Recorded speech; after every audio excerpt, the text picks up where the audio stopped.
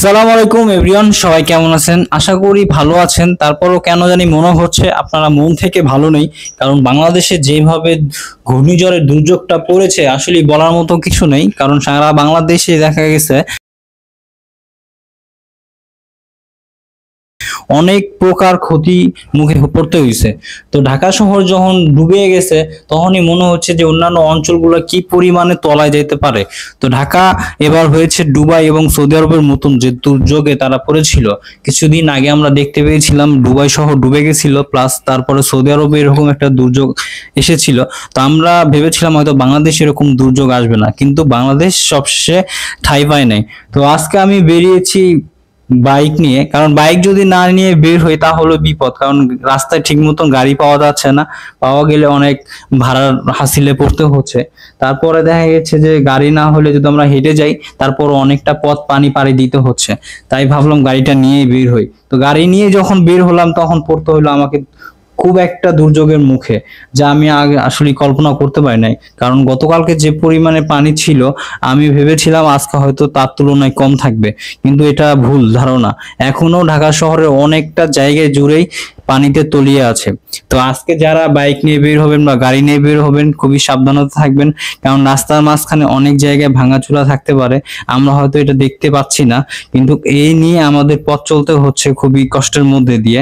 তো দেখতেই পাচ্ছেন খুবই পানির মধ্যে দিয়ে বাইকটা রাইড করতে হচ্ছে এবং সব গাড়ি পানির মধ্যে দিয়ে। আর এমন পানি মনে হচ্ছে যে সাগরের মধ্যে দিয়ে বাইক চালাতেছি, এরকম একটা ফিল।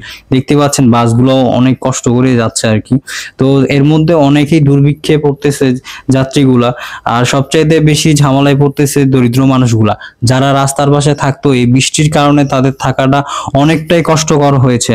তো আজকে যারা গাড়ি বের করবেন তারা খুবই সাবধান নিয়ে বের করবেন, কারণ দেখতেই পাচ্ছেন অনেক জায়গায় প্রচন্ড জ্যামের সৃষ্টি হয়েছে। এই কারণেই যে প্রচন্ড বৃষ্টি হওয়ার কারণে রাস্তায় পানি জমে থাকার কারণে অনেকটা রাস্তা বন্ধ হয়ে গেছে। সে কারণে যারা গাড়ি ড্রাইভ করতেছে আজকে তাদেরকে ঝামেলায় পড়তে হচ্ছে অনেক রকম। তো পরিশেষে বলতে চাই যে যেখানে যে অবস্থায় থাকুন না কেন সবসময় চেষ্টা করবেন নিজেকে সেভ করার, কারণ এই বৃষ্টির মধ্যে কতটা দুর্ভিক্ষের মধ্যে বাংলাদেশে পড়েছে হয়তো আমি আপনি বলতে পারছি না, কিন্তু পৃথিবীতে এখন যদি আমরা খোঁজ নিই বা বাংলাদেশে বা বাংলাদেশের বাইরে অনেকের বাড়ি ঘর ভেঙে গেছে, গাছপালা ভেঙে গেছে, অনেক মানুষ মারা গেছে এই পর্যন্ত যা জানা গেছে। গতকালকে আমি দেখলাম নিউজে যে বাংলাদেশে অনেক মানুষ মারা গেছে, যে যেমন ঢাকাতে দেখলাম যে একটা গাছ মাইক্রো উপর পইরা হচ্ছে মাইক্রো সহ অনেক ক্ষয়ক্ষতির মুখে পড়ছে। তো আপনারা সাবধান থাকবেন, যেগুলো জায়গা রিস্ক মনে হয় সেগুলো জায়গা থেকে দূরে থাকবেন। কারণ হচ্ছে কখন কিভাবে মৃত্যু আসে বা দুর্যোগ আসে আমরা কেউই বলতে পারি না। আর আজকে অফিসের খুব প্যারা, কারণ গতকালকে অফিস করতে পারি নাই, এই জন্য প্রচন্ড ফোন আসতেছে, কিন্তু কি করার, বসরে তো আর বুঝাইতে পারতেছি না যে রাস্তাঘাটের কি অবস্থা। এদিকে জ্যাম প্লাস হচ্ছে পানি, সবকিছু পাড়ি দেওয়া যাইতে দিতেছে। এখন কারে বুঝাবো বলেন? এই যে মতিঝিল এলাকায় পুরা অন ফকিরাপুল বলেন, আরামবাগ বলেন, পল্টন বলেন, সব পানিতে তলায় গেছে, একদম বাজে অবস্থা। এখন এই পানির ভিতরে দিয়ে যাওয়া লাগতেছে, এরপরে আবার জ্যামের মাঝখান দিয়ে যাওয়াটা অনেক রিস্ক।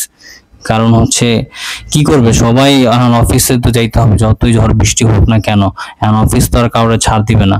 তো এই অবস্থার মধ্যে দিয়ে যাচ্ছি, বাইক যেখানে রাখি সেখানেও অনেক পানি।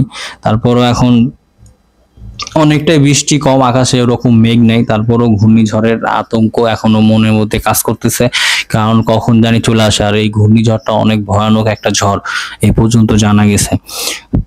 তো এই পর্যন্ত আজকে নিউজ দিলাম, দেখতে পাচ্ছেন আমার চারপাশটা যে অনেক গাছগাছালি ভেঙে গেছে বা কাদ হয়ে গেছে।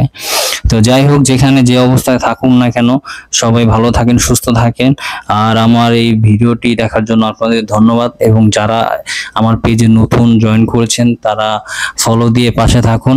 সর্বদা চেষ্টা করব এরকম আপডেট নিউজ দেওয়ার জন্য, এবং আপনারা যদি পাশে থাকেন সাপোর্ট করেন তাহলে হয়তো আমার এই চ্যানেলটি আরো গ্রো হবে এবং আরো ভালো ভালো আপডেট আপনাদের সামনে তুলে ধরতে পারবো।